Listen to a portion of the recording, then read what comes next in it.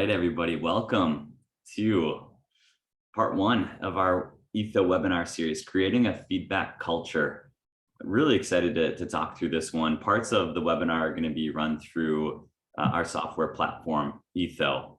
And Etho is a tool that we utilize to give feedback every day within our organization. And it's something really important to us. Feedback is a gift, is what we consider, whether it's praise or whether it's the difficult, constructive feedback. We know it's a gift, and having that as part of our culture is most likely the reason you're all tuning in here today. The other piece of using a tool like Etho is really nice because we want a process that is able to be followed by all people, and we know that we can get that consistently. Speaking of feedback and questions, this presentation is interactive, and we really want it to be. You can never distract us or interrupt us. Well, you could probably distract us, but you can always feel very free to put your questions in the chat. We want to make sure that we get to every single question that we can. We're keeping this to a 30-minute webinar. If people want to stay after, we'll try to answer as many questions in supplement that we can. Otherwise, we'll reach out to you individually and get those questions answered for you if we run out of time.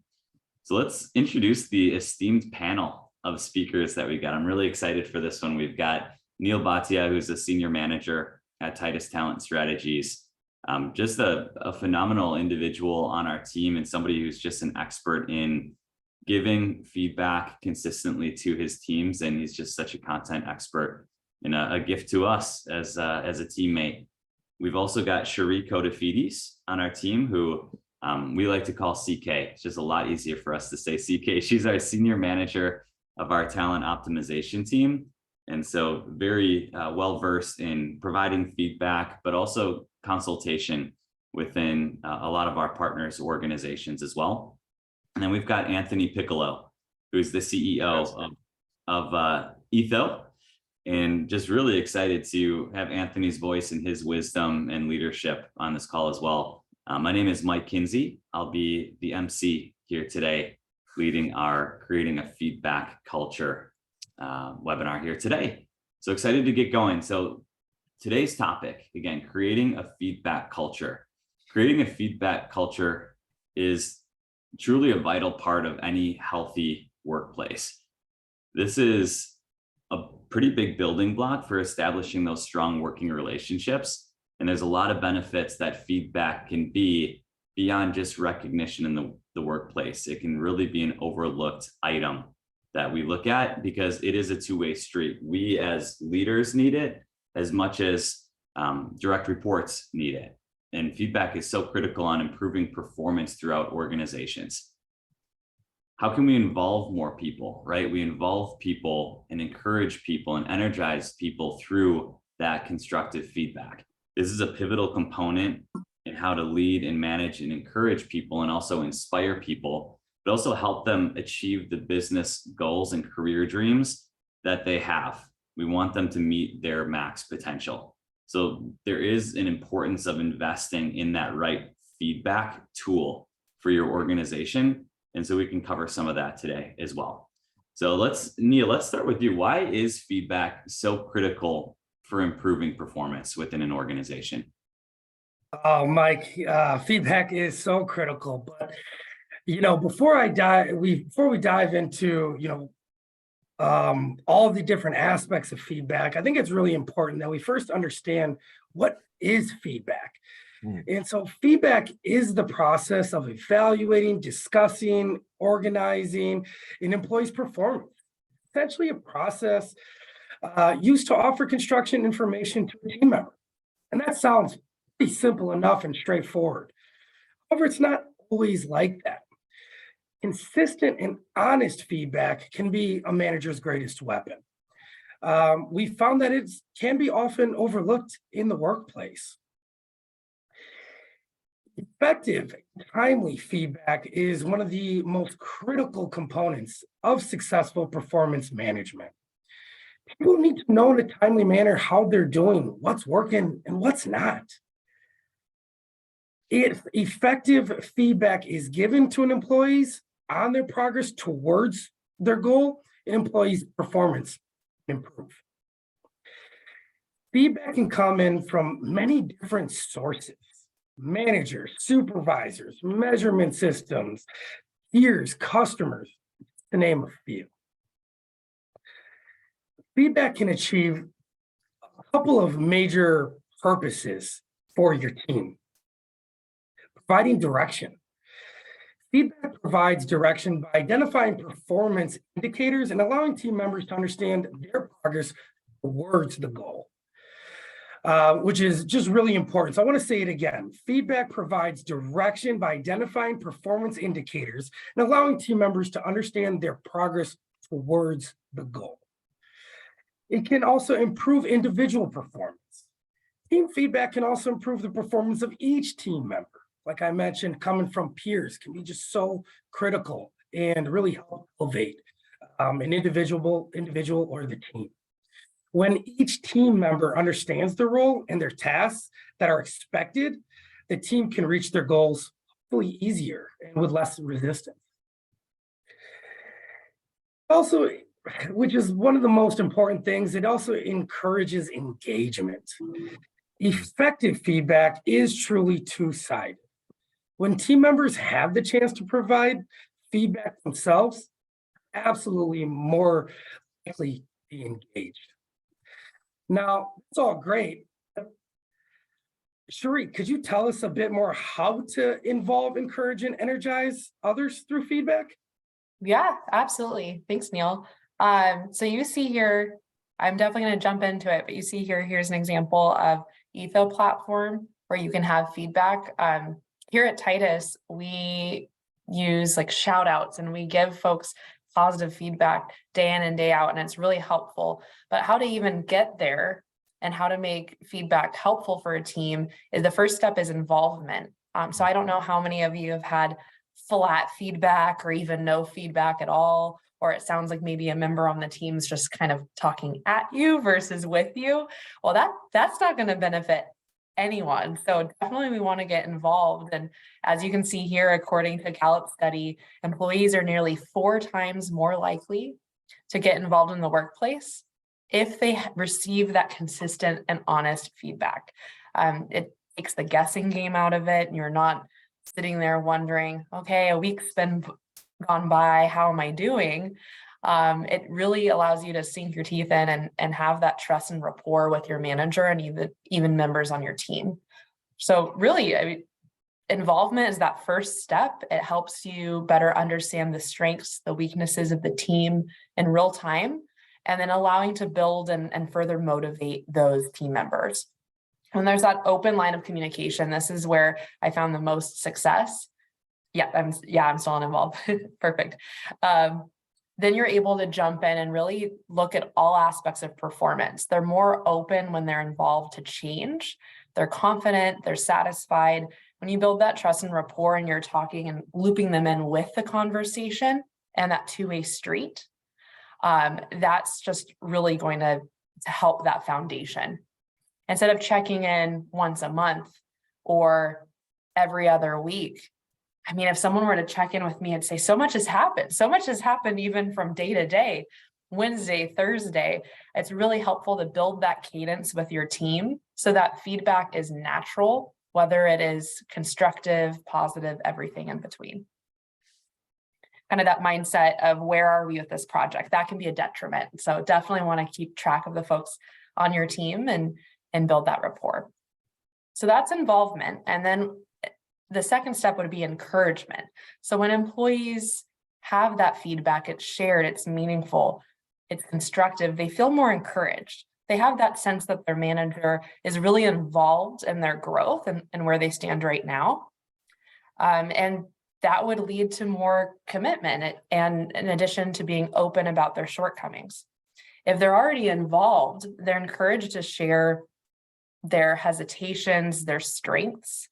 You're creating that safe space for them to communicate with you by front loading that trust in the beginning that will play out throughout their career.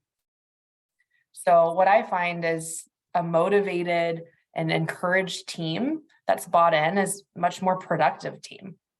If you think of a game of catch, for example, being an encouraging mentor or manager setting those expectations, having those clear communication channels. It's like passing a ball and you're both on the same page of the cadence, the structure. You have that trust. You're not sitting off on the side throwing the ball in an open field in a completely different direction. It just creates more of a streamlined process. And then also just feedback. Setting that long-term retention plan is so helpful for your company and organization. And having that open streamline of communication, seeing when an employee may be frustrated or they want more growth potential, that helps immediately translate into your recruitment cycles and plan in advance for the changes to your team. And then the third portion, right? So you're creating that culture of open dialogue, you're strategizing together.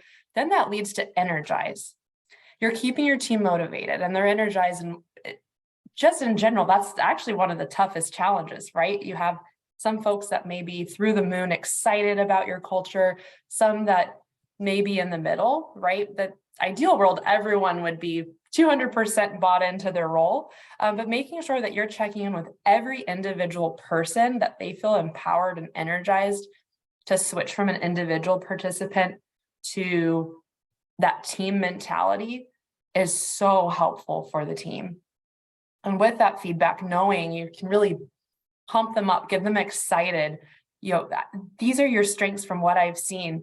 Do you feel comfortable spearheading the specific project and really strategizing and seeing who works well together is just going to help not only the team, but also the bottom line as well, just playing to your folks' strengths.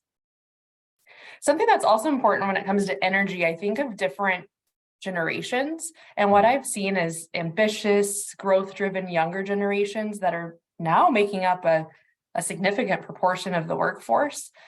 They want to focus on culture, and that's really kind of the focal point of why they are lured or swayed to a particular job. So energizing various teammates from different backgrounds is very helpful as well. Absolutely. No, that's a great point, Sheree. I love this topic. Our heart is here. Our heart is in providing the opportunity for our people to provide feedback inter-organizationally, extra-organizationally, aggregating that. And I want to talk a little bit about investing in the right tools, right? Feedback's great. And frankly, it's been happening. Most people say, well, we give feedback, right? It's been happening since way back in time. If I tell you something, it's kind of like feedback, right? But we want feedback that stays. And we've been learning through this webinar that feedback's essential in driving employee performance, engagement, and success, because building a culture of feedback isn't easy, right? So that's why you need to invest in the right kind of tools for your organization. Real people insights are the key to building and sustaining a feedback culture that leads to productive and satisfied employees and leaders, right?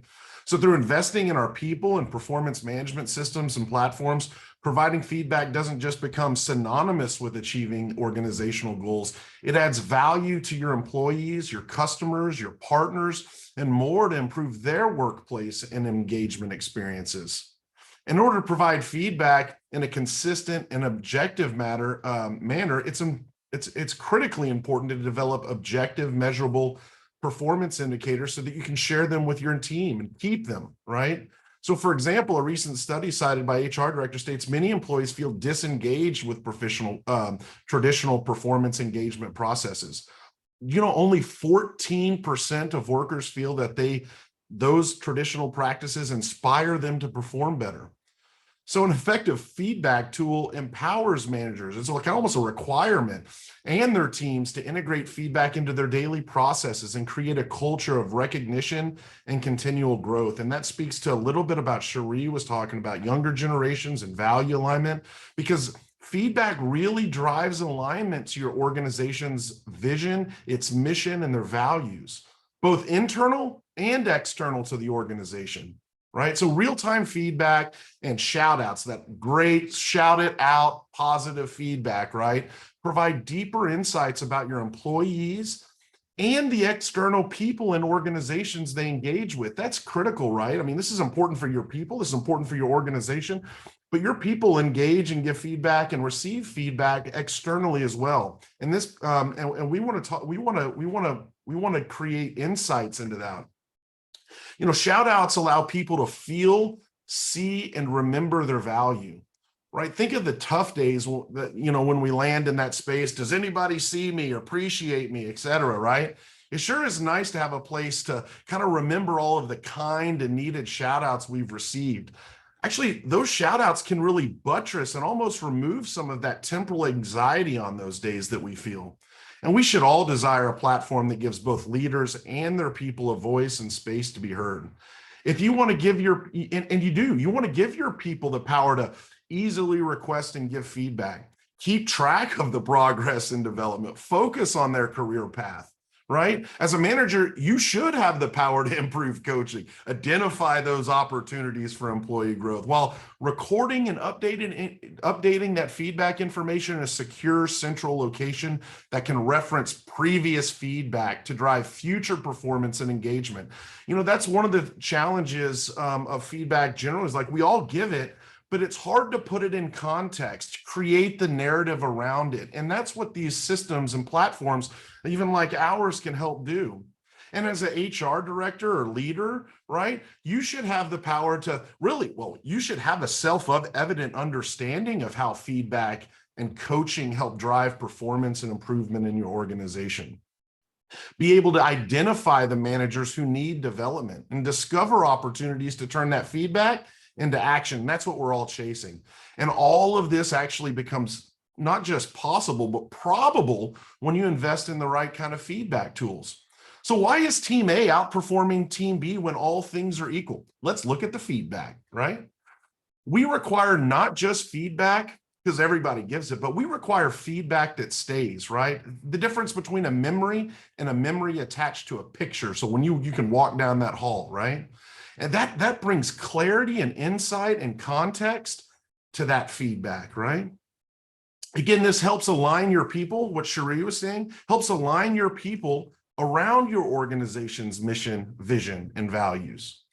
And now with the right tools backing you up, you'll never miss the right opportunities or or the important conversations or coaching opportunities again, whether you're there in person or across the world, or even in a different language. There are tools like, shameless plug here, that actually can translate that feedback one-to-one, right?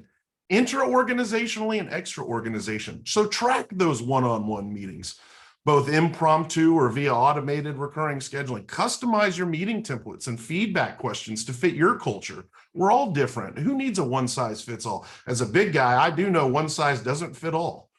Act on the feedback that matters most with built-in analytics, right?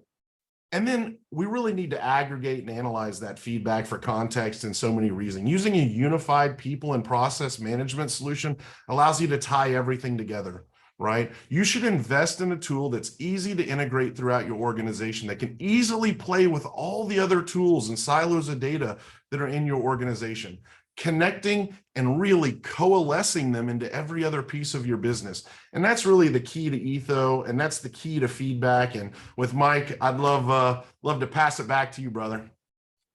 I loved it, Anthony. You get me so amped up every time I listen. Energized.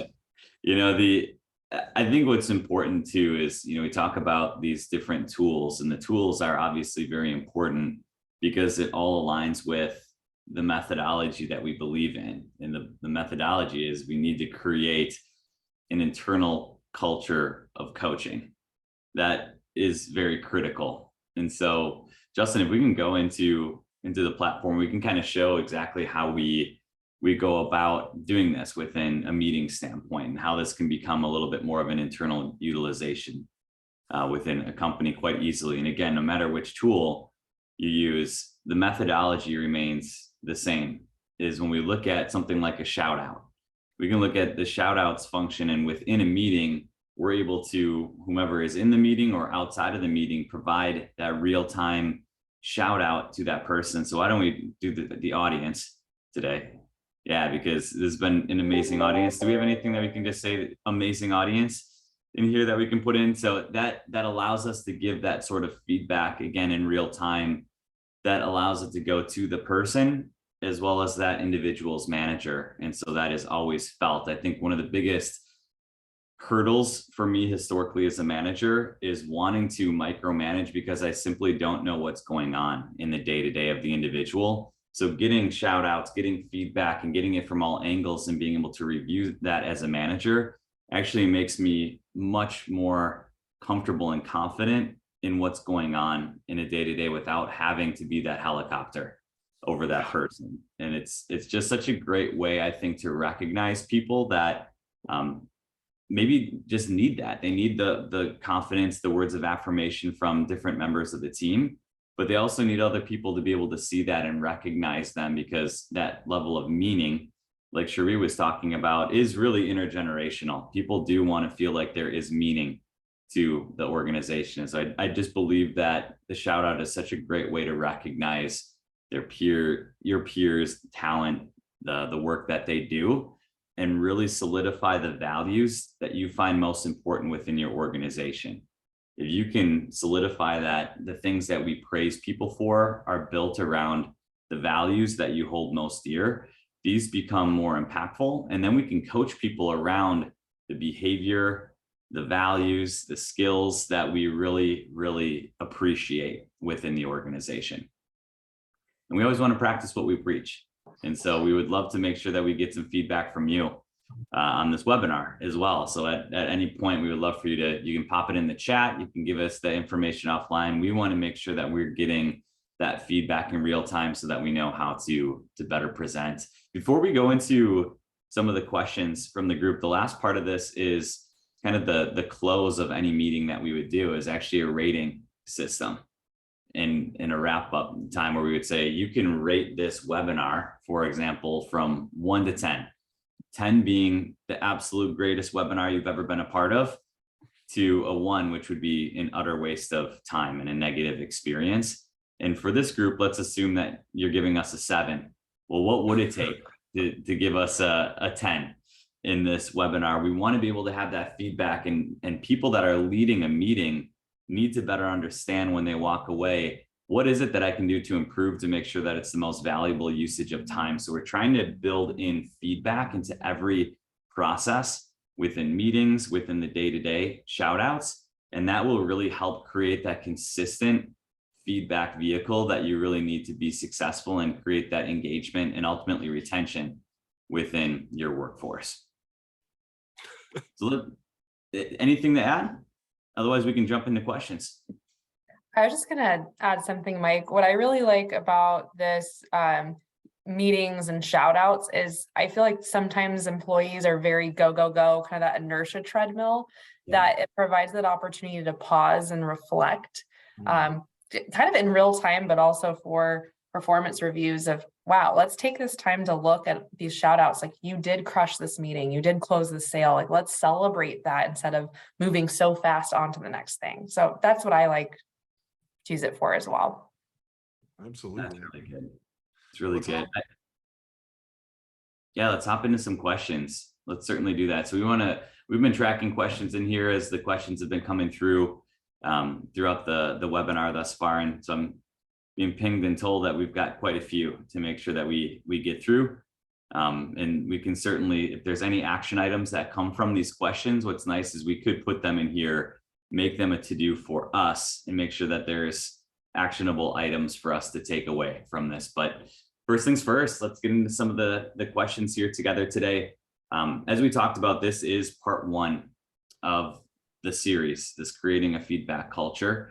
And so we probably will go over time a little bit. I know we've got about 5 more minutes. If you have to jump, we're going to miss you. But obviously, we want to make sure that we continue to answer these questions. So let's start here. How does feedback improve performance? Anthony, I think this is a perfect one for you to handle. Well, one with feedback, right? Feedback is a multi-lane highway, right? And, we need the feedback to, right? The employee needs to be able to provide to the manager, hey, this is where the rubber's meeting the road. This is what's happening. This is where I'm at. This is what I see, right? The manager needs to be able to do that as well. It's the path of least resistance, right? We don't need to wait until our financials come. We don't need to wait until the next quarter so we can review the last quarter and then go, who done it, right? Feedback puts us right in the moment with our people. And it also levels the playing field, right? One of the beauties of especially using a feedback platform, whether it's Etho or another, is that when that feedback stays, how many times have we all felt like, hey, I gave some feedback to my boss, and then 3 rungs up the ladder, somebody else has got the idea, and I didn't have, so I didn't feel like I contributed either, right? So like it improves performance across the level, because when people feel heard and they feel valued because they're being heard, guess what they want to do? They want to make a way, and they want to make a way faster. So we've seen a big uptick in performance just because people are feeling more engaged, and they feel like that feedback stays. It has relevance and it matters. That's amazing, Anthony. I love that. Yeah, that completely resonates. The question that I think is so difficult is this next one. How do managers get honest feedback? Managers are really good at giving honest feedback, I've noticed, but Neil, how do you think that managers get honest feedback? Well, it is a great question, and it's not just a simple answer. I think honesty and trust is built through equity, right? It's like anything else, it is that two-way street. Like it was already hit on, so often managers can just give feedback. That's that one way. And it's a very talking act. Instead of actually being able to be in those moments and having that honest, constructive feedback where you might not always like what comes back to you. And that coming back to you and how you react and how you navigate those conversations, to me, is the most critical aspect, because that's where honesty and trust and that equity builds. So when that tough conversation's coming, maybe it's somebody wants a raise, a salary increase, which can be very, very difficult of a conversation, especially if you don't know if it's in the cards.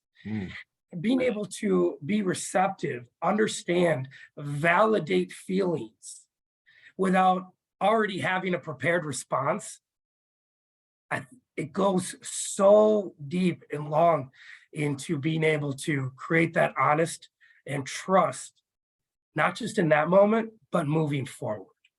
And I think that is just critical. If I can say anything, it's be prepared to listen as much as it is to give, to create honesty. I love it, Neil. And I think the second part of this question is actually ties in really well, is the constructive. How do we make sure it's constructive? Before we do, just because I know that we're almost up on time for a lot of the attendees, let's just cycle back and make sure that people, if they are interested in taking a look at the future webinars that we have, that we're able to provide that for you, as well as if you want to try out Etho for free over the next couple of months. But again, part of a series, so please tune in for our next webinar. It's going to be Master Your Meetings. So I know we've alluded to some of that now, but I think there's just so much value and a lot of golden nuggets in that one. That's going to be November 30th at 1 p.m. Eastern time. And look at the celebration we're giving ourselves for that. Well, the confetti. Yeah. The confetti is great. So that'll be 1 p.m. Eastern time, 10 Pacific, November 30th. And let's put the QR code up there as well. So if you do want to try Etho for free, let us know. I know this is usually a good time of year where people are really considering different tools and just even methodologies. And if there's any way that we can help support and just provide consultation and advice in this area, we would love to connect on this. So copy the QR code and we would love to connect with you on this. We do have a free till 23 campaign for Etho going on right now. So if you do want to try it out, now would be a great time to explore it, see if it could be a right fit for you. Great. Excellent. Well, let's go back to those questions. Now that we're 18 seconds away from being overtime. Now that I see the clock ticking, which makes me so nervous. But let's back to Neil. So you're talking about that honest feedback. How do you? I think what can be complicated from what I'm reading from this is feedback is sometimes sugar-coated and maybe it's not as highly constructive as it could be. How do you ensure that feedback in and of itself is constructive when it needs to be? Well, yeah, and it's really important. It's when it needs to be is kind of that part of that question. It's is there an actionable item? Is there, what can we actually do? And as a manager, what are you able to do to set up for success, support, guide, coach to the actual measurable, actionable item? Mm. Too often we can just say, hey, just do this, hey, just set 3 meetings next week. Just do that. Okay, great. Well, I've been trying to, we wouldn't be having this conversation if I had set 3 meetings. So, what type of value are you bringing to your employee to make that feedback actionable, constructive, and achievable?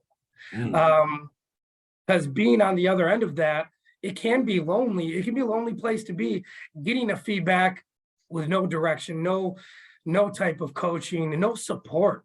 So I think, to me, it's to be able to be constructive and actually have value there.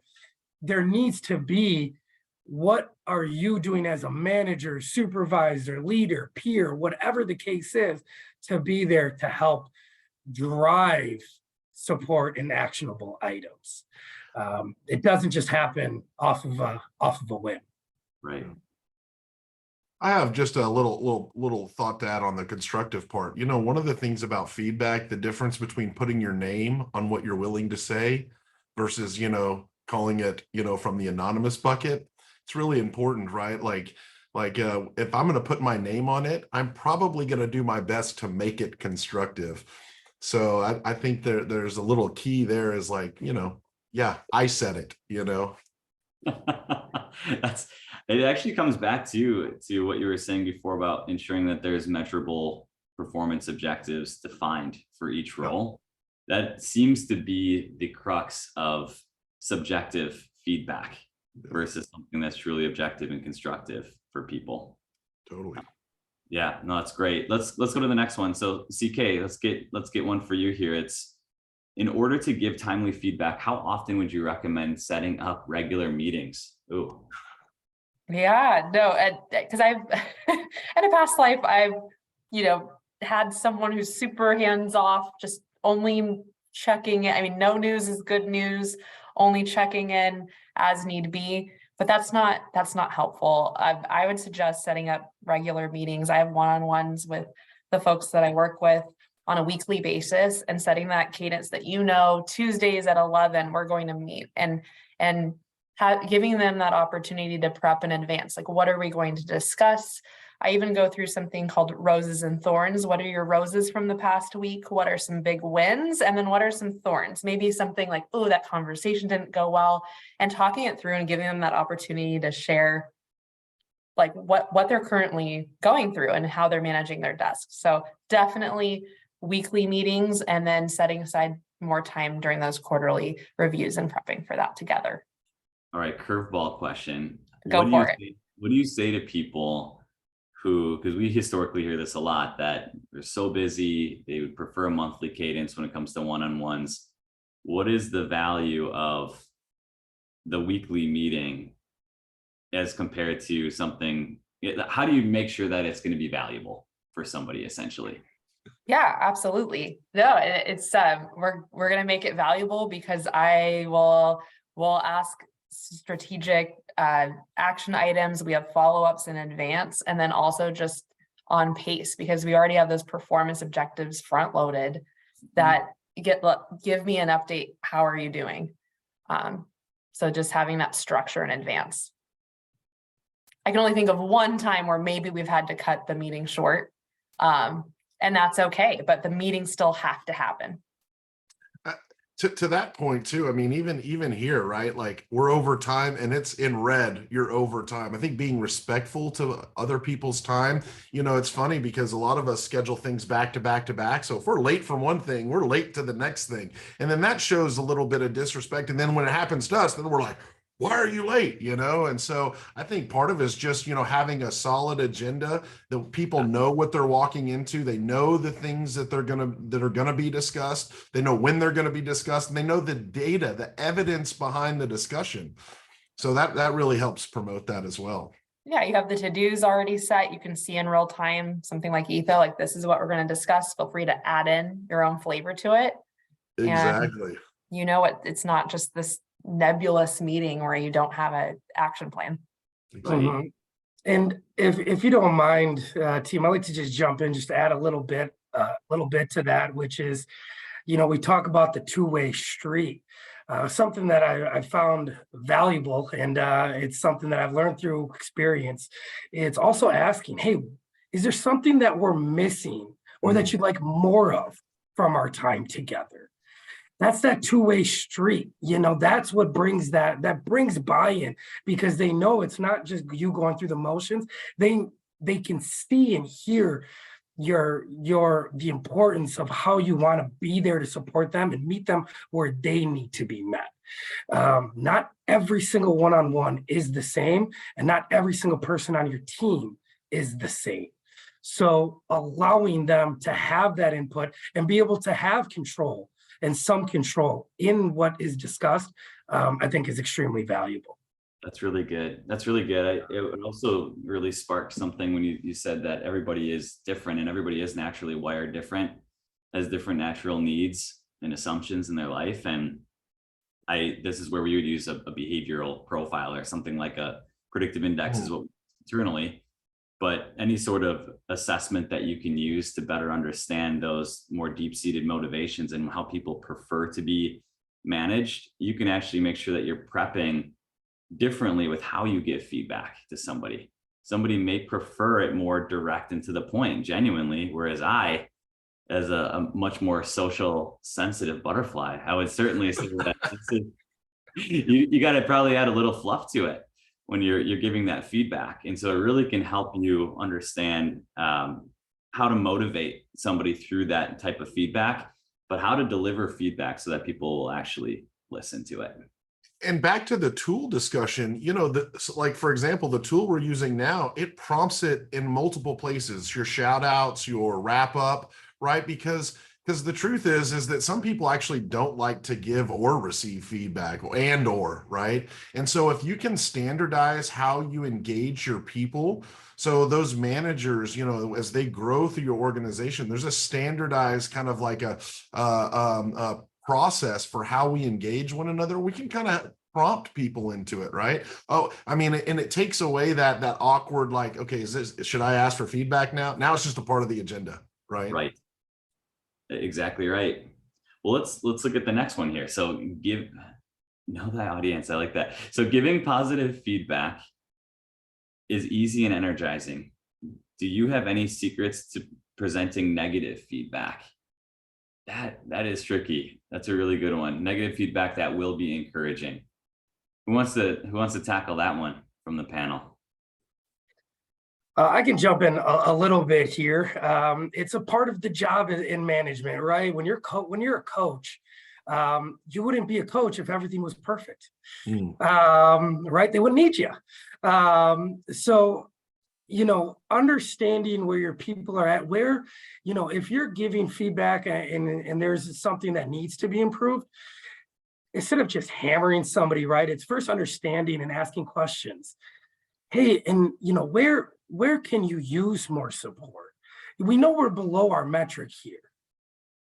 What kind of support or coaching can be provided that you believe might help you achieve these things so we can get you back where we want you to be and where you're going to thrive best at? Once again, it's not always how you phrase something. Words are important, right? How you phrase something can go a really long ways. And I'm not a big fan of the sandwich technique, the good thing, the bad thing, and then finish with the good thing. I think people see through that pretty quickly. And if I was to have a constructive, conversation with our very sensitive leader, Mike Kinsey, I might have to talk about it a little differently than the bull that is Cherie, right? She wants it straightforward, tell it to me, no sugarcoating. So A little bit of Under- sugarcoating. a little bit bigger. So understanding your people, but that doesn't happen without asking questions, right? So you can energize people and be able to give feedback that's constructive. I'd stay away from the negative. I'd say, hey, how can we get to where we want to be?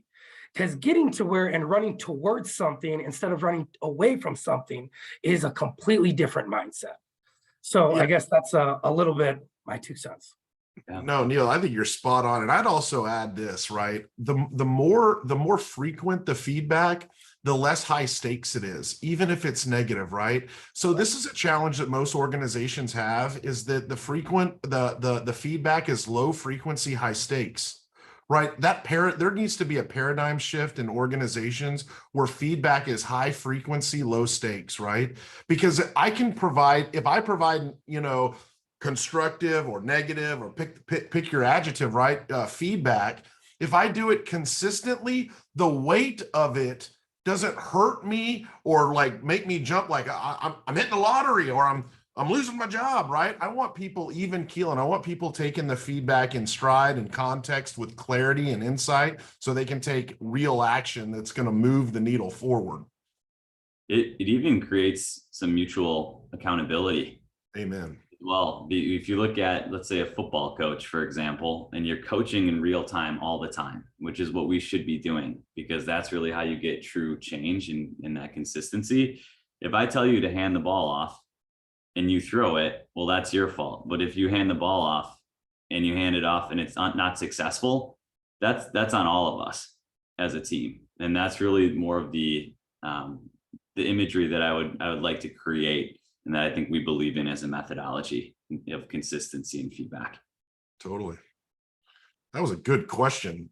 Mhm. Whoever gave that, that was a good one. Seriously. Well, we got a couple more. Let's see. When giving feedback regularly, do you find that it helps increase retention? Well, I think we've been saying that this whole time.